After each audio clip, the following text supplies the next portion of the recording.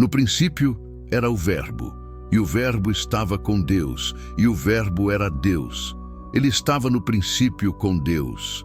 Todas as coisas foram feitas por meio dele, e sem ele nada do que foi feito se fez.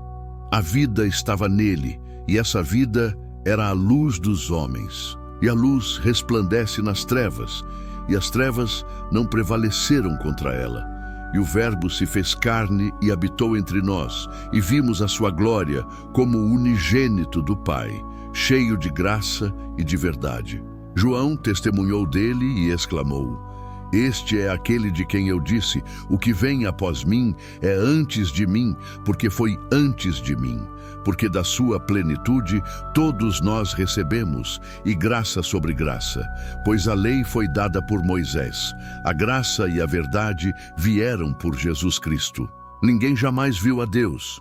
O Filho unigênito que está no seio do Pai, este o revelou. E aconteceu que, estando Jesus num certo lugar orando, quando terminou, um dos seus discípulos lhe pediu: Senhor, ensina-nos a orar, como também João ensinou aos seus discípulos. Então ele lhes disse: Quando orardes, dizei: Pai, santificado seja o teu nome, venha o teu reino. Dá-nos cada dia o pão nosso de cada dia. E perdoa-nos os nossos pecados, pois também nós perdoamos a todo aquele que nos deve, e não nos deixes cair em tentação.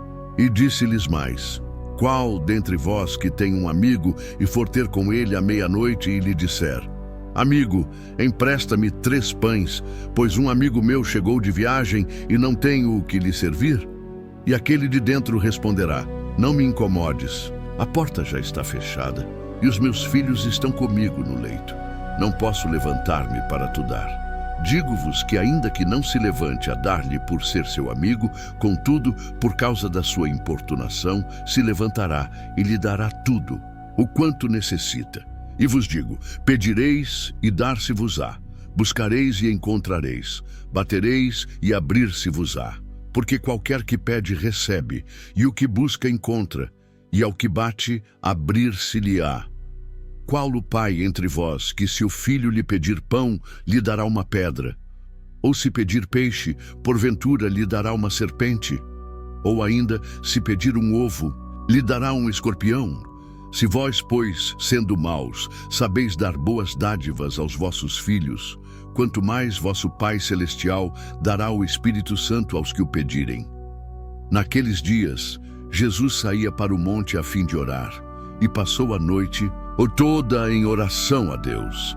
E quando já era dia, chamou para si os seus discípulos e escolheu 12 deles, aos quais também deu o nome de apóstolos. E descendo com eles, parou num lugar plano. Havia ali uma multidão dos seus discípulos e uma grande companhia do povo de todas as cidades da Judéia, de Jerusalém e da província marítima de Tiro e Sidom, que vinham para ouvi-lo e serem curados das suas doenças. E os que eram atormentados por espíritos imundos também eram curados.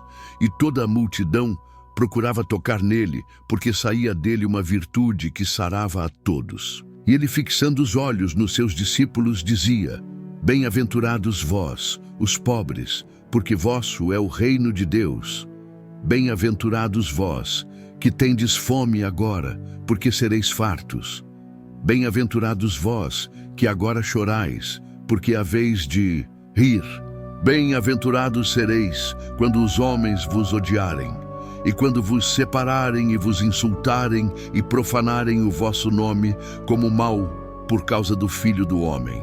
Alegrai-vos naquele dia e exultai, porque é grande o vosso galardão no céu, pois assim faziam os seus pais aos profetas. Mas ai de vós, ricos, porque já tendes a vossa consolação. Ai de vós que agora estáis fartos, porque tereis fome. Ai de vós que agora rides, porque vos lamentareis e chorareis.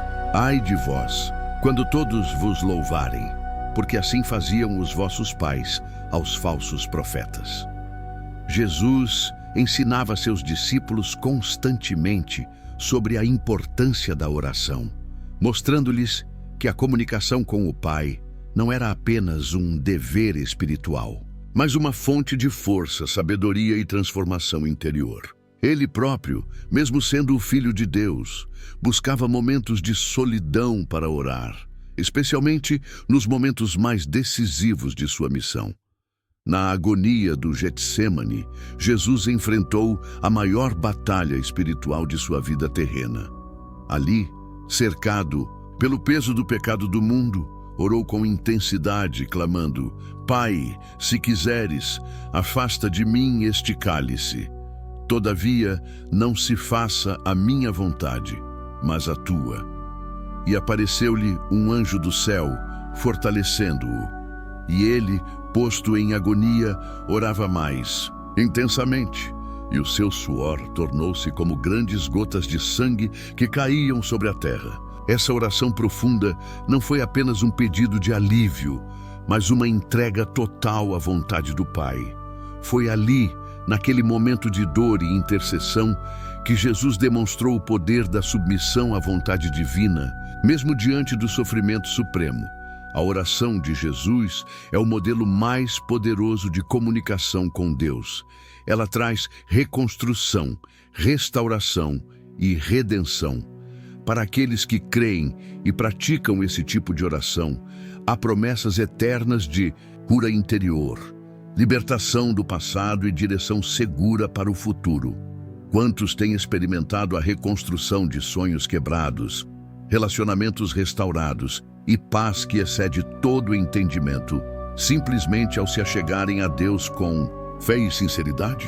A oração de Jesus não é apenas uma sequência de palavras, mas uma postura de alma diante do Criador.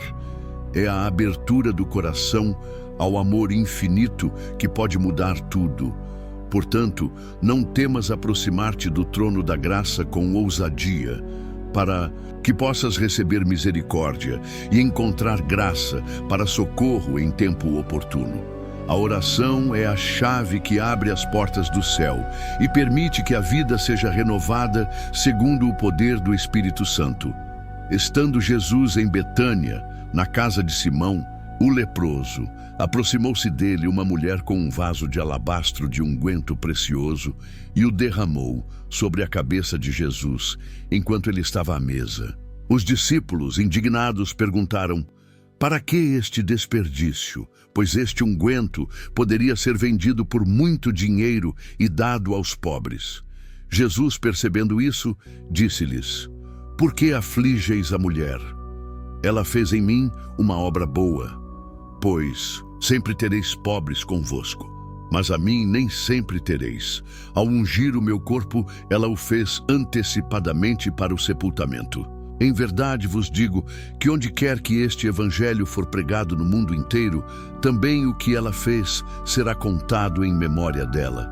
E nesse momento, Jesus novamente orou em voz alta, elevando os olhos ao céu, reconhecendo a presença de Deus em cada gesto de amor e sacrifício. A oração de Jesus sempre carregava consigo o peso do propósito divino e a leveza da confiança absoluta no Pai. Quantas vezes ao longo da história, homens e mulheres desesperados encontraram esperança ao repetir em oração as palavras que Jesus ensinou? Pai nosso que estás no céu, santificado seja o teu nome. Venha o teu reino, seja feita a tua vontade. Cada frase dessa oração contém promessas que ultrapassam o tempo e a compreensão humana. São palavras que constroem famílias, restauram corações feridos, derrubam muros de inimizade e levantam os caídos. A oração de Jesus não é apenas uma técnica religiosa, é um canal direto com o autor da vida, o único capaz de reconstruir aquilo que foi destruído pelas circunstâncias, pelos erros próprios ou pelas mãos do inimigo. Quem clama a Deus com sinceridade, conforme a oração ensinada por Jesus, experimenta uma mudança profunda, invisível aos olhos, mas real no espírito. O poder da oração de Jesus não reside apenas na forma como é proferida, mas na fé com que é recebida e praticada.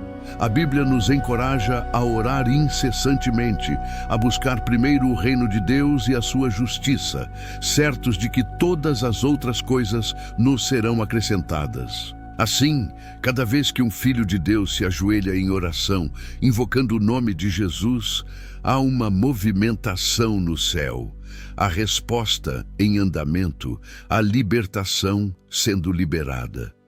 Muitos têm visto casas restauradas, empregos sobrenaturais, curas impossíveis, reconciliações familiares e vitórias em lugares onde só havia derrota. Tudo isso porque decidiram crer naquilo que Jesus disse: pedi e dar-se-vos-á, buscai e encontrareis, batei e abrir-se-vos-á. Portanto, não desistas de orar. Não permitas que as circunstâncias te impeçam de clamar ao Senhor. Sua palavra diz que o clamor do justo o Senhor ouve e salva. A oração de Jesus é mais do que um exemplo. É um convite à intimidade com o Pai. É uma ferramenta poderosa nas mãos dos que creem. É a própria arma da nossa milícia espiritual. Quando oramos como Jesus ensinou, estamos declarando guerra às forças do mal, estamos restaurando alianças quebradas, estamos edificando algo novo, algo eterno. E, acima de tudo, estamos glorificando a Deus, que deseja habitar no meio do seu povo, através da oração sincera e do coração contrito. Se este texto tocou o seu coração, não deixe de curtir, para que essa mensagem possa alcançar ainda mais vidas sedentos de esperança. Compartilhe com alguém que precisa ouvir isso hoje, pois talvez seja por meio de você que Deus usará estas palavras para mudar uma história inteira. E, acima de tudo, inscreva-se no canal para que você não perca nenhuma palavra de vida, nenhuma mensagem que possa iluminar os seus passos e fortalecer a sua fé. Pois aquele que tem ouvidos para ouvir, ouça o que o Espírito diz às igrejas. Há promessas para quem perseverar até o fim.